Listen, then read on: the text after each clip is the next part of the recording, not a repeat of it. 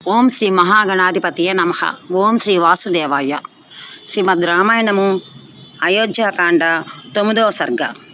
శ్రీరాముని వనవాసమునకు పంపుట, భరతుని పట్టాభిషిక్తుని చేయుట అన్న 2 వరములను సాధించుకొనుటకై మందర ప్రేరణచే కైక కోపగృహమున ప్రవేశించుట. మందర ఇట్లు పలుకగా కైకేయి కోపముతో ఉడికిపోవచ్చు, ముఖము జేవురింపగా 7 నిట్టూర్పులు విడుచుచు ఆమెతో ఇట్లనెను: నేడే ఈ క్షణముననే శ్రీరాముని వనములకు పంపించి వేసెదను. వెంటనే భరతుని యువరాజ పట్టాభిషిక్తుని గావించెదను. ఓ మందర, ఈ రాజ్యాధికారం ఎట్టి పరిస్థితుల్లోనూ రామునకు దక్కరాదు. అది భరతునికే ప్రాప్తింపవలెను. తగిన ఉపాయం ఇప్పుడే ఆలోచింపము. కైకేయి ఇట్లు పలుకగా పాపాత్మురాలైన మందర రామ పట్టాభిషేకమును చెడగొట్టదలచుచు ఆమెతో ఇట్లు నుడివెను: ఓ కైకేయి, నీ కుమారుడు భరతునకు మాత్రమే రాజ్యాధికారము దక్కునట్లు ఉపాయమును ఇప్పుడే తెలిపిదిన వినుము. ఓ కైకేయి, నీ ప్రయోజనమును గూర్చి నీవు పెక్కుమారులు ప్రస్తావించుచూ వచ్చిన విషయమును మర్చిపోయినట్లు నటించుచుంటివా, లేక నా నుండి వినగోరుచుంటివా? ఓ సుందరి, నేను తెలపనున్న విషయమును వినుటకు నీవు అభిలషించుచున్నచో నుడివెదను వినుము. విని బావుగా ఆలోచింపుము. ఈ విధముగా పలికిన మందర మాటలను విని కైకేయి కుతూహలముతో తన తలపముపై నుండి కొద్దిగా లేచి ఆమెతో ఇట్లు వచించెను: ఓ మందర, ఏదేమైనను శ్రీరామునకు రాజ్యాధికారం మాత్రము దక్కరాదు. అంతేకాదు, భరతునకు యువరాజు పట్టాభిషేకము జరిగి తీరవలెను. దానికి తగిన ఉపాయమును నాకు తెలుపుము. కైకేయి ఇట్లు నుడివిన పెదప దురాలోచనాపరురాలైన కుబ్జ రాముని పట్టాభిషేకమును భగ్నమరచుటకై ఆలోచించుతూ ఇట్లనెను: ఓ కైకేయి, పూర్వము నీ పతి అయిన దశరథుడు దేవాసుర సంగ్రామమునందు దేవేంద్రునకు సహాయపడదలచెను. అప్పుడు నీ భర్త తన అనుచరులైన రాజులను నిన్ను వెంటబెట్టుకుని దక్షిణ దిశకు బయలుదేరెను. అతడు తన పరివారములతో దండకారణ్యమున తిమిధ్వజుడు నివసించినట్టి వైజయంత పురమునకు చేరెను. ఆ పురము మిక్కుల ప్రసిద్ధి ఎక్కినది. పెక్కు మాయల వల్ల నేర్చిన శంబరాసురుడనే తిమిధ్వజుడు అతడు దేవతలను అందరినీ జయించి దేవేంద్రునితో యుద్ధమునకు తలపడెను. ఆ భయంకర సమరమునందు క్షత్రగాత్రులైన పురుషులు రాత్రివేళ నిద్రించుచుండగా రాక్షసులు అతడికి వచ్చి వారిని క్రూరముగా చంపివేయుచుండిరి. అతడ మహాబాహువైన దశరథ మహారాజునకును రాక్షసులకును ఘోర యుద్ధము జరిగెను. ఆ యుద్ధమున రాక్షసులు ఆయనను తమ శస్త్రములతో మిక్కిలి గాయపరిచిరి. ఓ దేవి, రథసారథ్యము వహించుచున్న నీవు యుద్ధమున మూర్ఛితులైన నీ పతిని రణరంగమునకు దూరముగా మరి ఒక ప్రదేశమునకు తీసుకొని పోయితివి. అక్కడ కూడా మహారాజు రాక్షసుల శస్త్రములకు గురి అయి గాయపడగా నీవు ఆయనను వేరొక చోటకి తీసుకుని వెళ్ళి శీతోపచారములతో కాపాడితివి. ఓ సర్వాంగ సుందరి, సమయస్ఫూర్తితో శీతలోపచారములతో తగు విధముగా తనను ఆదుకొని అందులకు నీ భర్త ఎంతో సంతసించి నీకు 2 వరములను ఇచ్చెను. అప్పుడు నీవు నాకు ఇష్టము వచ్చినప్పుడు నేను ఆ వరములను కోరుకొందును అని నీ భర్తకు తెలిపి ఉంటివి. అందులకు ఆ మహాత్ముడు సమ్మతించెను. ఓ దేవి, ఈ వృత్తాంతం నీవే నాకు చెప్పి ఉంటివి. అంతవరకును నాకు ఈ విషయమే తెలియదు. నీ మీద అభిమానముతో అప్పటి నుండి దీనిని మరొక నేను గుర్తు పెట్టుకుని ఉంటిని. ఎట్లైనా నీ భర్తను ఒప్పించి రామ పట్టాభిషేక ప్రయత్నములు ఆగిపోనట్లు చేయము. భరతుని యువరాజ పట్టాభిషిక్తునిగా చేయునట్లుండును. శ్రీరాముని 14 సంవత్సరముల వనవాసమునకు పంపించినట్లుగాను ఆ 2 వరములను కోరుకొనుము. శ్రీరాముడు 14 సంవత్సరముల వనవాసము చేసి వచ్చిన ఎడల నీ కుమారుడు ప్రజల ప్రేమానురాగములను చూరగొని రాజుగా స్థిరపడను. అశ్వపతి తనయ అయిన ఓ కైకేయి, నీవు వెంటనే మలిన వస్త్రములను దాల్చి కోపగృహమున ప్రవేశింపము.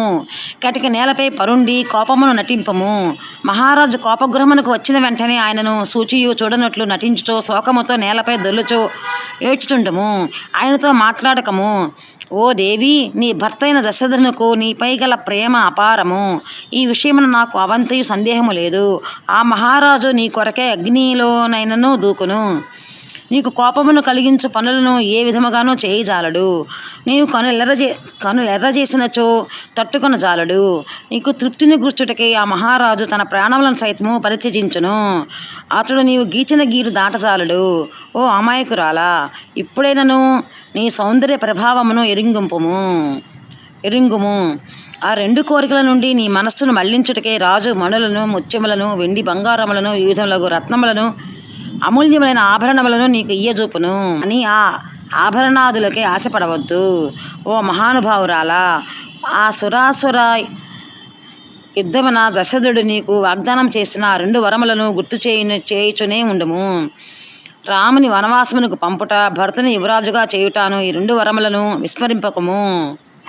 ఓ దేవి, నేలపై పరుండి ఉన్న నిన్ను దశరథుడు స్వయంగా లేవదీసి బుజ్జగించుచు వరములను కోరుకొనుము అని పలికిన పిమ్మట నీవు ఆ మహారాజును సత్యమునకు కట్టుబడి ఉండినట్లు ప్రతిజ్ఞ చేయించి ఈ 2 వరములను ఈ విధముగా కోరుకొనుము.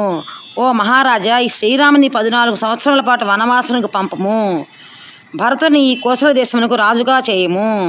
14 సంవత్సరముల కాలం వనములో నివసించుటకై శ్రీరాముని అయోధ్య నుండి పంపినచో ఈ లోపల నీ కుమారుడు భరతుడు ప్రజాభిమానమును చూరగొనుట ద్వారా తన అధికారమును పునాదులతో నిలుపుకొని రాజుగా స్థిరపడగలడు.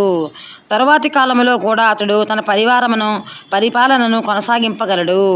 ఓ భామిని, భరతునకు పట్టము గట్టునట్లు ఒక వరమును కోరుకొనుట అది సరే, రాముని అడవులకు పంపుటాను 2వ వరమును అడుగుట మాత్రము ఎట్టి పరిస్థితుల్లోనూ నీవు విడిచిపెట్టరాదు. అట్లయినప్పుడు మాత్రమే నీ పుత్రుడైన భరతునకు సకల ప్రయోజనములను సిద్ధించును. రాముడు అరణ్యములకు పంపబడినట్లయితే వెంటనే అతడు అరాముడు అగును, అనగా ప్రజాభిమానమునకు దూరమగును. అప్పుడు నీ భరతుడు ఎదురులేని శత్రువులు లేని రాజగును. శ్రీరాముడు 14 సంవత్సరముల పాటు వనవాసమును ముగించుకొని వచ్చేడి లోపల ప్రజ్ఞాశాలైన నీ కుమారుడు ప్రజానురంజకముగా పరిపాలన చేసి వారి ఆదరాభిమానములకును చూరగొనును, పెక్కుమంది మిత్రులను కూడగొట్టుకొనును. తత్ఫలితముగా అతని రాజ్యాధికారము వేళ్ళు నానుకొనును. వరములను కోరుకొనుటకే నీకు ఇదియే తగిన ఆదను. ఇప్పుడు నీవు నిర్భయముగా పట్టుబట్టి రామాభిషేక ప్రయత్నముల నుండి మహారాజును మరలింపుము. మందర ఈ విధముగా తన మాటల చాతుర్యముచే అనర్థదాయకమైన విషయములను కూడా ప్రయోజనకారిగా భావించినట్లు కైకేయి బుద్ధిని మార్చివేశెను. ఆ కారణముగా కైకేయికి ఆమె మాటలపై విశ్వాసము కుదురుకొనెను. ఆమె లోపల మిక్కిలి సంతసించెను.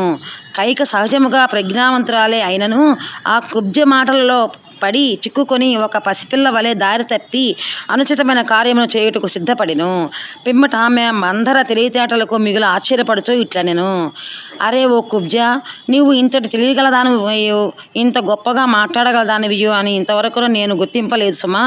నిజముగా ఈ లోకమున గల కుబ్జలందరిలోనూ కార్యముల విషయమున సరిగ్గా నిశ్చయము చేయుటలో నీవే సముద్రరాలవు. ఓ మందర, అనుక్షణము నీవు నా ప్రయోజనముల కొరకే ఆరాటపడుచుందువు. యథార్థముగా నా మేలు కోరి దానవు నీవే. నీవు తెలపకున్నచో రాజుగారి సంకల్పములను వాటి అంతరార్థములను నాకు తెలిసి ఉండేవి కావు. ఓ మందర, కుబ్జులలో దాదాపు అందరూ అవయవ సౌష్ఠము లేనివారే వంకరగాను భయంకరముగాను ఉందరు. కానీ నీవు మాత్రము గాలికి వంగిన వాతరోగములతో వంగిన పద్మం వలె చూడముచ్చటగానున్నావు. నీ వక్షస్థలము చక్కని బిగువు కలిగి మూపు వరకును వ్యాపించి మిక్కిలి ఎత్తుగా ఉన్నది. ఆ రొమ్ము కిందనున్న ఉదరము నాజుకైన నాభి కలిగి సన్నగా అందముగానున్నను. ఎత్తులో నీ వక్షస్థలముతో పోటీ పడజాలకు సిగ్గుతో కృషించి ఉన్నది. నిండైన జగనముతో పుష్టములైన స్తనములతో చంద్రుని వలె నిర్మలమైన ముఖముతో ఎంతో బావుగా విరాజిల్లుచున్నావు. నీవు నడుమున ధరించిన వడ్డాణపు చిరు గజ్జల సవ్వడి వినసొంపుగానున్నది. నీ పిక్కలు పరిపుష్టములై ఉన్నవి. పొడవైన పాదములు అనువైన తొడలు గల నీవు పట్టుచీర కట్టుకొని నా ఎదుట నడుచుచు ఆడు రాజహంస వలె శోభిల్లుచున్నావు. రాక్షస రాజగు శంబరాసునిలో గల వేల కొలది మాయలన్నీయును నీలో కలవు. అంతేకాదు, ఇంకనూ నీకు తెలిసిన మాయలు కోకొల్లలు. నీ గూని రథాగ్ర భాగమ గల ముట్టె వలె పొడవైనది, విశాలమైనది. సమయస్ఫూర్తి గల ఆలోచనలకును రాజనీతులకును మాయోపాయములకును అది నెలవు. ఓ కుబ్జ, శ్రీరాముడు వనములకు వెళ్ళగానే భరతునకు పట్టాభిషేక మహోత్సవం జరిగిన పిమ్మట నీ గూనికి అనువగు బంగారు ఆభరణమును బహూకరించుదును. ఓ మందర, నాకు కార్యసిద్ధి కలిగిన పిమ్మట సంతసించి నీ గూనికి మంచి గంధములతో లేపన మరచి బాగా పుటము పెట్టిన మేలిమి బంగారపు తొడుగుతో దాన్ని అలంకరించెదను. ఓ కుబ్జ, వివిధ రత్నములను పొదుగుటచే పలు వన్నెలతో మిలమలాడుచుండెడి బంగారు భూషణమును నీ ముఖమున తిలకముగా దిద్దుదును. నీకు చక్కని ఆభరణములను చేయించెదను. నీవు మంగళకరములైన వస్త్రములను ధరించి దివ్య భామిని వలె వెలుగొందగలవు. చంద్రునితో పోటీ పడగల సాటిలేని నీ ముఖ సౌందర్యములకు చూసి నీ శత్రువులు అవమాన భారముతో తలలు వంచుకొందురు. అప్పుడు నీవు వారి మధ్య గర్వముతో సంచరింపగలవు. నీ తోడి కుబ్జులెల్లరను వివిధములైన ఆభరణములను ధరించని వారై నిత్యము నీవు నాకు పరిచయలు చేయించున్నట్లే వారును నీ పాదములను సేవింతురు. స్వచ్ఛమైన సజ్జపై పరుండి వేదిక అందలి అగ్నివలే తేజలుచున్న కైక ఈ విధముగా తనను కొనియాడుచుండగా ఆ మందర ఆమెతో ఇట్లనెను, ఓ సుందరి, నిరంతరము గతించిన పిమ్మట అడ్డుకట్ట వేయుట వలన ప్రయోజనం ఉండదు. ఓ కైక, లెమ్ము, నేను చెప్పినట్లు చేయము. నీవు కోపగృహమున రాజు రాకకై నిరీక్షించుచుండము. సౌందర్య గర్వముచే విర్రవీగుచున్నదియు అందమైన కనుతీరుల గలదియు అయిన కైకను మందర అట్లు ప్రోత్సహించిన పిమ్మట ఆమె కుబ్జతో కూడి కోపగృహమునకు చేరెను. అంతటా సుందరాంగి మిక్కిలి విలువైన తన ముత్యాల హారమును శ్రేష్టములైన ఇతరాభరణములను తీసివేశెను. పిదప బంగారు వన్నెగల కైక కుబ్జు యొక్క మాటల వలలో చిక్కుకొని నేలపై పరుండిందై ఆ గూనెదాసితో ఇట్లనెను, ఓ మందర, శ్రీరాముడు వనములకు వెళ్ళవలెను. వెంటనే భరతుడు యువరాజ పట్టాభిషిక్తుడు కావలెను. అట్లు కానిచో నేను మరణించుట తథ్యమని రాజుగారికి తెలుపుము. నాకు బంగారంతో కానీ రత్నాభరణములతో కానీ కడకు అన్నపానాదులతో కానీ పని లేదు. రాముడు పట్టాభిషిక్తుడైనచో నా బొందిలో ప్రాణములుండవు. పిమ్మట దశరథునకు పట్టమహిషయు భరతునకు తల్లియు అయిన కైకతో ఆ మందర వాడియైన వేడియైన తీవ్ర వచనములను పలికెను. ఆ మాటలు లౌకిక దృష్టిలో రామునకు హానిని గూర్చునివి, కైకమ్మకు ప్రియమును గూర్చునివి. ఓ సుందరి, రాజ్యాధికారం రామునికే దక్కినచో నీకును నీ కుమారులకును తిప్పలు తప్పవు. అందువల్ల నీ పుత్రుడైన భరతుడే పట్టాభిషిక్తుడు అగినట్లు గట్టిగా పూనుకొనుము.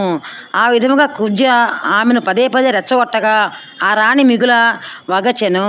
తన భర్త తనను వంచినాడని తలచి ఆమె ఆయనపై మండిపడెను. గుండెలపై చేతులుంచుకొని ఆ గూనిదాని బుద్ధి కుశలతకు ఆశ్చర్యపడుచో ఆమెను పదే పదే మెచ్చుకొనుచో కైక ఇట్లు నుడివెను, ఓ కుబ్జ, శ్రీరాముడు వనవాసమునకు వెళ్ళినచో భరతుని మనోరథము నెరవేరును. అది జరగనిచో నేను యమలోకమునకు చేరుడు తథ్యము అని రాజుగారికి నివేదింపము. శ్రీరాముడు ఇచ్చట నుండి అరణ్యములకు వెళ్ళనిచో నేను ఆ స్తరణములపై పరుండును, హారములను ధరింపను, చంద్రములను అలముకొనను, కాటుక పెట్టుకొనను, అన్నపానాలకు తాకను, దేనిని కోరను. అంతేకాదు ఇక నా జీవితమునే చాలింతును. ఆ భామిని ఈ విధముగా పురుషోక్తలాడిన పిమ్మట పూర్తిగా ఆభరణములను అన్నింటినీ తీసివేసి కనీసం ఒక చాపైనను లేక కటిక నేలపై దీవి నుండి భూమికి రాలిన కిన్నెర శ్రీవలే పరుండెను. నిలమలాడు హారములను ఆభరణములను తొలగించుటచే ఆమె కాంతి తరిగి ఉండెను. పైగా సహజముగా ప్రసన్నముగా నుండి ఆమె ముఖము అంతులేని కోపాంధకారముచే ఆవరింపబడి ఉండెను. అప్పుడు ఆమె తారకలు మరుగుపడగా చిమ్మ చీకట్లు క్రమ్ముకొనిన ఆకాశములే నిశ్చేజమై ఉండెను. శ్రీమద్ రామాయణము అయోధ్యకాండ 9వ సర్గ సంపూర్ణము. జై శ్రీరామ్.